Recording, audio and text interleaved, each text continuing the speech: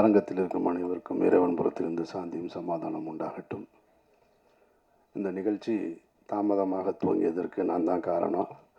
அதற்காக உங்களிடம் என்னுடைய மன்னிப்பை தெரிவிச்சுக்கிறேன். நான் ஒரு துவக்க விழா இங்கே வந்திருக்கக்கூடிய பத்திரிகையாளர்களுக்கும் ஊடக நண்பர்களுக்கும் மேடையில் வீட்டிருக்கக்கூடிய திரை ஆளுமைகளுக்கும் இது ஒரு வழக்கமான ஒரு விழா. ஆனால் சாமுக்கும் அவனை சுற்றி இருக்கக்கூடிய புதியவர்களுக்கும் தங்களுடைய வாழ்க்கையை துவங்குகிற ஒரு நாள். அது ரொம்ப முக்கியமான ஒரு நாள். நிறைய பூஜை பார்த்துருப்போம். எல்லா பூஜையும் ரொம்ப பிரம்மாண்டமாக நடக்கும். ஆனால் அதற்கு பின்னால் அந்த படம் சார்ந்த கிளைகள் என்னன்னு கேட்டால் நம்ம மனசுலேயே நிற்காது. ஸோ நான் எனக்கு இங்கே உட்காந்துருக்கும் பொழுது நீங்கள் எல்லோரும் பேசிகிட்டு இருக்காங்க, காது சத்தம் கேட்டால் கூட எனக்கு சேதுவை எப்படி தொடங்கணுன்றது தான் ஞாபகத்தில் வந்துக்கிட்டே இருக்குது. அவன் இப்போ சிரிச்சுக்கிட்டு நிற்கிறான். இப்படிலாம் நாங்கள் சிரிச்சுக்கிட்டுலாம் கூட இல்லை. முதல் படத்தை துவங்கும் போது ஒரு பதட்டத்தோடையே இருப்போம். ரொம்ப பழைய கதையாக இருந்தாலும் இங்கே நிறைய புதியவர்கள் இருக்கிறதுனால அந்த கதை உங்களுக்கு புதுசாக இருக்கும்னு நான் நம்புகிறேன். நான் 88, 89 காலகட்டங்களில் சென்னைக்கு வந்துட்டார் பாலா. நானும் அவர் தான் சென்னைக்கு ஒன்றா வந்தோம். அவர் பாலுமேந்திரா சார்ட்ட உதவி இயக்குனராக சேர்ந்து 93 முதல் முறையாக படம் பூஜை போடப்பட்டது. பாலா இயக்குனராக அறிமுகப்படுத்தப்பட்டார். அந்த படத்துக்கு பேர் அகிலன். தமிழ் சினிமா வரலாற்றிலேயே அல்லது இந்திய சினிமா வரலாற்றிலேன்னு கூட சொல்லலாம். காலையில் பூஜை போட்டு அன்றைய மாலையே படம் ட்ராப் ஆன படம் அந்த படம் தான். அப்படி ஒரு ஹிஸ்ட்ரி அந்த படத்துக்கு இருக்குது. அகிலன்ற டைட்டிலில் காலையில் பூஜை, மாலையே இந்த படம் ட்ராப் இனிமேல் பண்ண மாட்டாங்க அப்படின்னு சொல்லியாச்சு. அதற்கு பின்னால் பல நாயகர்கள். இந்த பாலான்றவர் யார் அப்படின்னா, பாலு மகேந்திரான்ற அப்படின்ற அந்த ஒரு மரத்திலிருந்து பறிக்கப்பட்ட ஒரு பழம். அது அன்னைக்கு விதைக்கப்பட்டது. ஆனால் முளைக்கலை. அது முளைக்காமல் அப்படியே நின்று போயிடுச்சு. கிட்டத்தட்ட பட்டு போயிடுச்சுன்னு கூட சொல்லலாம். அதற்கு பின்னால் நிறைய புதுமுகங்கள் அந்த படத்தில் நடிக்கணுன்ற கிட்டத்தட்ட அன்றைக்கு பீக்கில் இருந்த திரு ரஜினிகாந்த் அவர்களும் கமலஹாசன் அவர்களும் தவிர, மூத்த நடிகர்கள் தவிர எல்லா நடிகர்களுமே அந்த கதைக்குள்ளே வந்து போயிருப்பாங்க அந்த கதைக்கு. இது போக நிறைய புதுமுகங்களை பார்த்து புதிய தயாரிப்பாளர்கள் அது இதுன்னு பார்க்காத ப்ரொடியூசர்ஸே கிடையாது, பார்க்காத ஹீரோஸே கிடையாது. இன்றைக்கி இருக்கிற பெரிய பெரிய ஸ்டார்லாம் அதில் கமிட் ஆகிருக்காங்க. அந்த தகவல் தவறான தகவலாக இருக்காதுன்னு நினைக்கிறேன். நான் அல்டிமேட் ஸ்டார் கூட அந்த படத்தில் கமிட் ஆகி அப்புறம் பண்ணாமல் இருந்தவர் தான். அப்படி ஒரு ப்ராஜெக்ட் அது. நிறைய ஹீரோஸ் இன்னும் சொல்லிக்கிட்டே போகலாம். நிறைய ஹீரோ. அப்புறம் திரும்ப 97 கந்தசாமின்ற சசிகுமார் இருக்கான் இல்லையா, நம்ம நடிகர், அவருடைய உறவினர் ஒருத்தர் மூலமாக அந்த படம் துவங்கப்பட்டது. கந்தசாமின்ற ஒரு தயாரிப்பாளர் தான் அந்த படத்தை துவங்கினார். அகிலன்ற படத்துக்கு சேதுன்னு பெயர் மாற்றியாச்சு. அன்னைக்கு காலையில் பூஜை, இங்கே தான் பூஜை, பிரசாத் ஸ்டுடியோவில் தான். அதனால தான் அதை நான் நினைவுபடுத்தி இப்போ நான் சொல்கிறேன். நான் காலையில் பூஜை, நாங்கள் பூஜை போட்டோம். படைப்பாளிகள் ஸ்ட்ரைக் ஆரம்பிச்சிட்டாங்க. அப்படியே நின்று போச்சு. விக்ரம்ன்ற ஒரு நாயகனை உள்ளே கொண்டு வர்றோம். அவர் 12 வருடங்களாக போராடிக்கிட்டு இருக்கார் வெற்றிக்காக. அந்த நாயகன் உள்ளே வர்றாங்க. அபிதான்ற ஒரு பொண்ணு ஹீரோயினாக இன்ட்ரடியூஸ் ஆகிறாங்க. இவ்வளவும் இருந்தும் அந்த படம் ட்ராப் ஆயிடுச்சு. படைப்பாளிகள் பிரச்சனை இல்லை.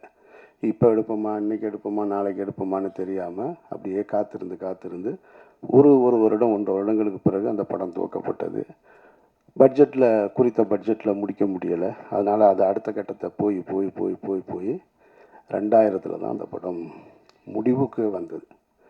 சரி, முடிவுக்கு வந்ததுக்கு பின்னாடி அந்த படம் விலைக்கு விற்பனைக்கு இருந்ததான்னு கேட்டால் அந்த படம் விற்பனைக்கு இல்லை, யாரும் வாங்கலை எல்லாமே. ஆனால் இந்த படத்தை டப்பிங்லேயோ எஃப்எக்ஸ்லேயோ பார்த்தவங்க எல்லாம் இந்த 97 தொடங்கி 93 தொடங்கி 2000 வரைக்கும் பல இயக்குனர்கள், பல தயாரிப்பாளர்கள் எங்களை கிராஸ் பண்ணி போயிட்டே இருக்காங்க.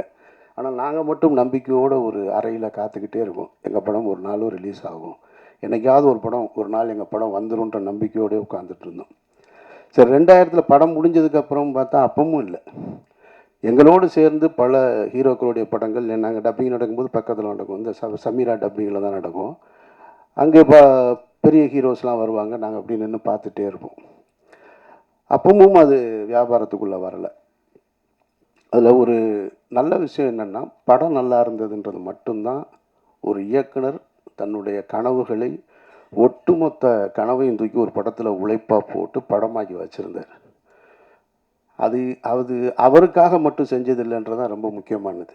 அதை நம்ம கவனிக்கணும். அதை ஒரு டைரக்டர் இன்றைக்கி படம் எடுக்கிறாருன்னா அது உனக்கானது மட்டும் கிடையாது, ஒரு தலைமுறையை உருவாக்குறது. இது ஒரு தனி மனிதனுடைய இது இல்லை, ஒரு தலைமுறையை உருவாக்குறது. பாலுமகேந்திரான்ற மரத்திலிருந்து அந்த பழத்தை எடுத்து 2வது முறையாக விதைக்கப்பட்டது தான் சேது. அது விதைச்சது சாதாரணமாக முளைச்சது. அங்கேருந்து தான் அமீர்னு ஒருத்தன் வந்தேன். அங்கேருந்து தான் சூர்யான்ற ஒரு நடிகர் உருவாக்கப்படுறார். அங்கேருந்து தான் விக்ரம்ன்ற ஒரு மாபெரும் நடிகர் உருவாக்கப்படுறார். சூர்யான்ற நடிகர் தான் பல கம்பெனிகளை உருவாக்குறாரு, பல இயக்குநர்களை அறிமுகப்படுத்துகிறாரு. அமீர்ன்ற ஒரு இயக்குனர் வரும் பொழுது சசின்ற ஒரு இன்னொரு இயக்குனர் வரும். இன்னொரு சசின்ற ஒரு இயக்குனர் வரும்போது சமுத்திரக்கனி வர்றான், கஞ்சா கருப்பு வர்றான், நமோ நாராயணன் வர்றான், புதிய புதிய தயாரிப்பாளர்கள் வர்றாங்க. இப்படி போய்கிட்டே இருக்குது. அப்போது அந்த காலகட்டத்தில் 2000 படத்தை எடுத்து முடிக்கும் பொழுது எங்களுக்கு இருந்த நம்பிக்கை படம் நல்லா இருக்குது, அவ்வளோதான். வேறு எதுவுமே தெரியாது. படம் விற்பனை ஆகலை. அந்த டைமில் இதே பிரசாத் லேபில் நான் அந்த படம் ரிலீஸுக்காக நானும் தயாரிப்பாளர் திரு கஃபார் அவர்களும், அவர் எனக்கு அண்ணன் கஃபார் அண்ணனும் சித்ரா லட்சுமணன் சாரும் அந்த ரிலீஸுக்கான வேலைகளில், ஏன்னா ரொம்ப சிரமம், ரொம்ப கடனில் இருக்குது, இந்த படம் எப்படி ரிலீஸ் ஆகும்ன்ட்டு தெரியாத ஒரு சூழல். அப்போ நின்றுட்டுருக்கும்போது பக்கத்தில் கமல் சார் இருக்கு. ஹேராம் படம் ஒர்க்கு போயிட்டுருக்கு அவருக்கு. நான் சின்ன வயசுலேருந்து கமலஹாசன் அவருடைய மாபெரும் ரசிகன். நான் அவரையெல்லாம் பார்த்துட மாட்டோமா, அவர் கூட நின்ற மாட்டோமா, அவருடைய விரல் நுனியை தொட்டுற மாட்டோமா அப்படின்னு ஏங்கிக்கிட்டு இருந்த ஒரு நபர். அவர் அப்படி நிற்கிறாரு, இவ்வளோ பெரிய தாடி வச்சுட்டு. சித்ரா சாரை பார்த்த உடனே கமல் சார் கூப்பிட்டு பேசினார். என்ன சித்ரா இங்கே இருக்கீங்கன்னாரு. இல்லை இந்த மாதிரி சேதுன்னு ஒரு படம் அப்படின்னோடனே கமல் சார் சொன்ன வார்த்தை, ஆமாம் கேள்விப்பட்டேன் அப்படின்னாரு. அதுதான் எங்களுடைய முதல் வெற்றி. படம் ரிலீஸ் ஆகலை. ஒரு புதிய படைப்பு யாருக்கு போய் சேர்ந்துருக்கு, ஒரு உலகநாயகன்கிட்ட போய் சேர்ந்துருக்கு.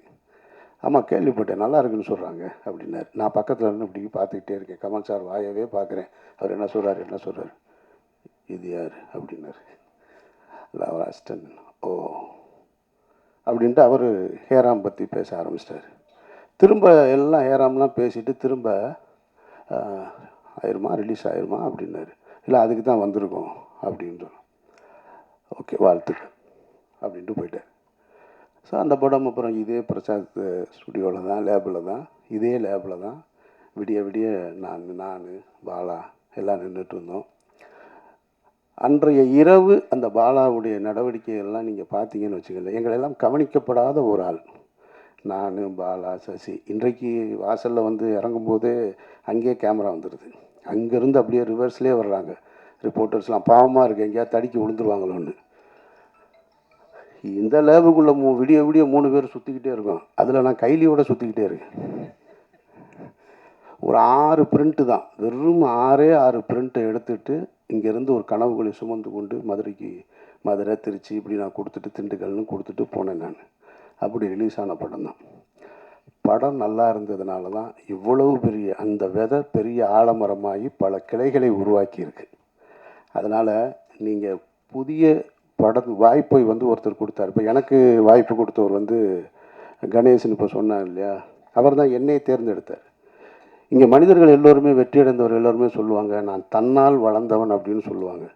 உலகத்தில் ஒருத்தன் அப்படி இல்லவே இல்லை. தன்னால் ஒருத்தன் வளரவே முடியாது. இன்னொரு ஒரு கை பிடிச்சி தூக்கலைன்னு சொன்னால் ஒருத்தன் வளரவே முடியாது. அப்படி வளர்ந்ததா யாராவது சொன்னா அப்படின்னு சொன்னால் அது ஒரு பொய்.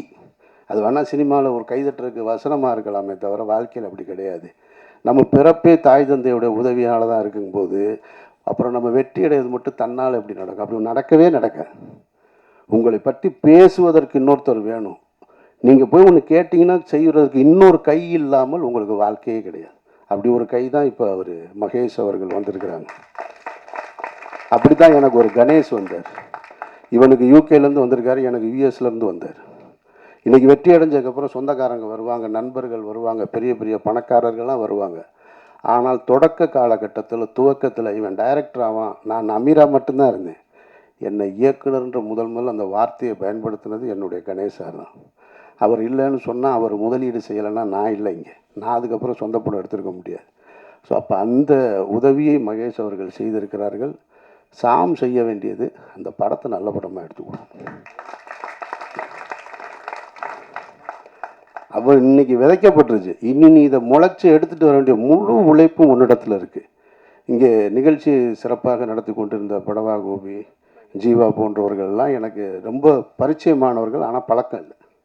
ஆனால் பரிச்சயத்திலே ஒருத்தருக்கு ஒருத்தர் அன்பை பகிர்ந்து கொள்ளக்கூடிய அந்த ஒரு உறவு தான் அண்ணன்னு பார்த்தவொடனே கட்டி பிடிக்கிறது மாதிரியானது. எனக்கு அவர் இந்த நிகழ்ச்சியை ரொம்ப சிறப்பாக நடத்தினார். ஆனால் ஒரு வருத்தம் என்ன, 2 வருத்தம் இருக்குது. ஒன்று இவங்கிட்ட, இன்னொன்று அவர்கிட்ட. இங்கே அறிமுகப்படுத்தும் பொழுது ஒவ்வொருத்தராக எந்திரிச்சு நீங்கள் கை தூக்குங்க, கை தட்டுங்க. இந்த அறிமுகம் தேவையில்லை. நீங்கள் உழைங்க, நீங்கள் கடுமையான உழைப்பை போடுங்க, உங்களோட திறமையை கொண்டு வாங்க. உங்கள் பேர் சொன்னோடனே அவங்க கை தட்டுவாங்க, அவங்க கை தட்டுவாங்க. நம்ம போய் ஒருத்தரை காமிச்சு உங்களுக்கு கைதட்டி, எனக்கு பிடிக்காத செயல் மேடையில் ஒருத்தரை அழைக்கும் போது நீங்கள் கைதட்டுங்கன்னு சொல்கிறது அது தேவையே இல்லை. நீங்கள் உழைங்க, உங்களுடைய திறமை கைதட்டல் வந்துக்கிட்டே இருக்கும், வந்துகிட்டே இருக்கும். ஆட்டோகிராஃப்னு ஒரு திரைப்படத்தை எடுத்துகிட்டு சேரன்ற ஒரு இயக்குனர் லயோலா காலேஜில் ஒரு ஃபங்க்ஷன், தண்ணீர் தேசம்னு ஒரு படத்துக்கான துவக்க விழா, பப்ளிக் ஃபண்டில் வந்து அந்த படத்தை எடுக்கிறதுக்காக ஒரு ஓப்பன் கிரவுண்டில் ஒரு ஸ்டேஜ் போட்டிருந்தாங்க. அப்போ ஆட்டோகிராஃப் ரிலீஸ் ஆகிருக்கு, நாங்கள்லாம் உட்காந்துருக்கோம். சேரன்ற இயக்குனர் கார்லேருந்து இறங்கி அப்படி உள்ளே வர்றாரு. கிட்டத்தட்ட ஒரு 2000 பேர் அமர்ந்திருந்த ஒரு அரங்கம், அது ஓப்பன் ஸ்டேடியம். 2000 பேரும் அவர் காரிலிருந்து இறங்கி மேடைக்கு வருவது வரைக்கும் கைதட்டலை துவங்கியவர்கள் நிறுத்தவே இல்லை. சேரனுக்கு கிடைத்த மிகப்பெரிய அங்கீகாரம் அது, ஆட்டோகிராஃப்ன்ற படத்துக்கு கிடைத்த ஒரு அங்கீகாரம். அப்போ நம்மளுடைய உழைப்பும் நம்மளுடைய திறமையும் கைதட்டலை பெற்றுத்தரும்ன்றது தான் மறுக்க முடியாத உண்மை. ரெண்டாவது, எனக்கு இவனை வந்து என்கிட்ட இருந்து சசிகிட்ட சமுத்திரக்கனிகிட்ட போயிட்டான்னு சொல்கிறத விட கனி வந்து எடுத்துக்கிடுவான். அதில் வந்து பெரிய கில்லாடி அவன். அவனுக்கு தெரியும் யார் யாரை தூக்கிட்டு போகணும்னு. சசியை தூக்கிட்டு போனான், இவனை தூக்கிட்டு போனான், இந்த நடராஜன் என்னுடைய காஸ்டியூம் அவனை தூக்கிட்டு போயிட்டான், எல்லாரையும் எடுத்துகிட்டு ஓடிடுவான். ஆனால் அது கடைசி நேரத்திலாம் சொல்லுவான், முன்னாலேயும் சொன்னால் நம்ம எதுவும் சொல்லிடுவோன்றதுக்காக. அப்படி ஒரு சரியானவனை எடுத்துக்கிட்டான். எனக்கு என்ன ஒரே ஒரு வருத்தம்னா, டைட்டில் மட்டும்தான் வருத்தம். ஒருவேளை இது பெரிய ஹிட் ஆனாலும் ஆகலாம். ஆனாலும் யோலோ அப்படிங்கும்போது ஒரு முதல் படத்தை இயக்குனரை எப்படி அழைக்கணுன்றது இருக்குல்ல, இவனை எப்படி கூப்பிட்றதுன்னு தெரில. யோலோ சாமுன்னு கூப்பிடணும் போல இருக்கு. அதனால் அதுக்குள்ளே இருக்கிற ஆழமான அர்த்தம் இருந்திருந்தாலும் வேறு பேர் பரிசீலனை இருந்திருக்கலாம், சொல்ல முடியாது. ஒருவேளை ஆட்டோகிராஃப் வைக்கும்போதும் இந்த மாதிரி தான் இருந்தது. ஆட்டோகிராஃப் ஏன் வச்சாங்கன்னு சொல்லி, ஆனால் அதுவே பெரிய ஹிட் ஆயிடுச்சு. மற்றபடி இந்த நாள் மற்ற எல்லோருக்கும் ஒரு சம்பிரதாயமான நாளாக இருக்கும். இந்த விழாவும் ஒரு சம்பிரதாயமான விழாவாக இருக்கும். ஆனால் இதில் உழைக்க இன்றைக்கு அந்த விதைக்கப்பட்டவர்களுக்கு ஆத்மார்த்தமாக வந்து நிற்கிற எல்லோருக்குமே வந்து என்னுடைய நன்றியை நான் தெரிவிச்சுக்கிறேன். ஏன்னா இதுலேருந்து எவ்வளோ பேர் வரப்போகிறாங்கன்னு தெரியும். பாலுமகேந்திரா சார் வந்து உங்களுக்கு தெரியும், பாலுமகேந்திராட்டிருந்து நிறைய கனிகள் எடுத்து விதைக்கப்பட்டது. ஒரு பக்கம் வெற்றிமாறன் டீமு, ஒரு பக்கம் ராம் போன்றவர்கள். பாலாட்டிருந்து வந்தவங்க தான் நாங்கள் எல்லாருமே. ஆனால் ஒரு கட்டத்தில் நின்றுச்சு. இப்போ எனக்கு பின்னால் சசி, சமுத்திரகனி, அப்புறம் துரைவாணன் ஒரு இயக்குனர் எனக்கிட்ட இருந்து வந்தான். ஆக்சுவலாக அவன் உடல்நிலை சரியில்லாமல் ஒரு படம் இயக்குனா, ஆனால் இறந்துட்டான் அவன். ஸோ ஒரு சின்ன கேப் விழுந்துருச்சு. அந்த கேப்பை திரும்ப அந்த தோட்டத்தை துவங்குவதற்கு வந்து சாம் வந்திருக்கான். இவன் எடுத்துகிட்டு போகணும். இன்னும் எனக்கு ஒரு ஆசை இருக்குது, சரி என்கிட்டருந்து வர்ற அசிஸ்டன்ஸ் யாராவது அடுத்த கட்டத்தை நோக்கி போகணும் அப்படின்ற ஒரு ஆசை இருந்துக்கிட்டே இருக்குது. அதை செய்வான்ற நம்பிக்கையோடு இருக்கேன் நான். பாலா வந்து பருத்தி வீரன் முடிச்சுட்டு, நான் மௌனம் பேசியது முடிச்சு, ராம் முடிச்சு, பருத்தி வீரன் முடித்ததுக்கப்புறம் என்னை கூப்பிட்டு ஆஃபீஸில் உட்காந்து பேசும்போது ஒரு வி ஃபைண்டர் எடுத்து கையில் கொடுத்தாரு. இந்த வி ஃபைண்டரை கொடுத்து, இது என்னன்னு தெரியுமாடா அப்படின்னு. தெரில சொல்லு அப்படின்னு. இது வந்து பாலுமேந்திரா சாருக்கு அவருடைய குருநாதர் கொடுத்தது. அவர் பாலுமேந்திரா சாருக்கு கொடுத்தார். பாலுமகேந்திராட்ட இருந்து பல பேர் எவ்வளவோ பேர் வந்து போயிருக்காங்க. ஆனால் அவர் எனக்கு கொடுத்தார். நான் உனக்கு கொடுக்கல. எப்போ கொடுக்கல? மௌனம் பேசி கொடுக்கல, ராமுக்கும் கொடுக்கல. பருத்தி வீரன் முடிச்சதுக்கப்புறம் உன் கையில் கொடுத்தேன்னு என் கையில் கொடுக்குறேன். இப்போ அதை நான் வாங்கி வச்சுட்டு யாருக்கிட்டையாவது கொடுக்கணுன்னு இருந்தேன். சசி வந்துட்டான். சசி வந்து சுப்பிரமணியபுரம்ன்ற ஒரு மாபெரும் படத்தை, ஒரு காவியத்தை கொடுத்துட்டு போயிட்டான். ஆனால் சரி கொடுக்கலாம் அப்படின்னு நினைக்கும் போது நமக்கு ஒன்று இருக்கும்ல, நம்ம 3 படம் பிடிச்சதுக்கப்புறம் தானே கொடுத்தாங்க, இவனுக்கே முதல் படத்தில் கொடுக்கணும் அப்படின்னு ஒரு எண்ணம் தான். கொடுத்துருக்கணும் உண்மையிலே அவன் கையில். ஆனால் அது ஒரு வகையில் கூட நல்லதாக போச்சு கொடுக்காமல் இருந்தது. ஏன்னா அது யாருக்கிட்ட போகணும்னு அது முடிவெடுத்துக்கிறது அப்படின்னு நான் நினைக்கிறேன். நான் ஏன்னா அவன் அடுத்து டைரக்ட் பண்ணல, அடுத்தடுத்து முழு நேர நடிகராக மாறிட்டு. நம்ம கொடுத்துருந்தேன்னு வச்சுங்க, அங்கேயே தேங்கி இருந்திருக்கும். அப்போ அது இன்னும் என்கிட்ட தான் இருக்குது. அதை பெறுவதற்கான சந்தர்ப்பம் சாம்கிட்ட இருக்குது. இறைவன் அருள் இருந்தால் அதை நீ பெற்றுக்கொள்ளலாம். மற்றபடி இந்த ஒட்டுமொத்த குழுவிற்கும் என்னுடைய நெஞ்சார்ந்த வாழ்த்துக்கள். ரமணா, சிவா, மற்றபடி புதிய கலைஞர்கள் எல்லோருக்கும் என்னுடைய நெஞ்சார்ந்த வாழ்த்துக்கள். இறைவன் அருளால் இந்த படம் மிகப்பெரிய படமாக வரணும் அப்படின்னு நான் வாழ்த்துறேன். நன்றி. நன்றி சார், சூப்பர்.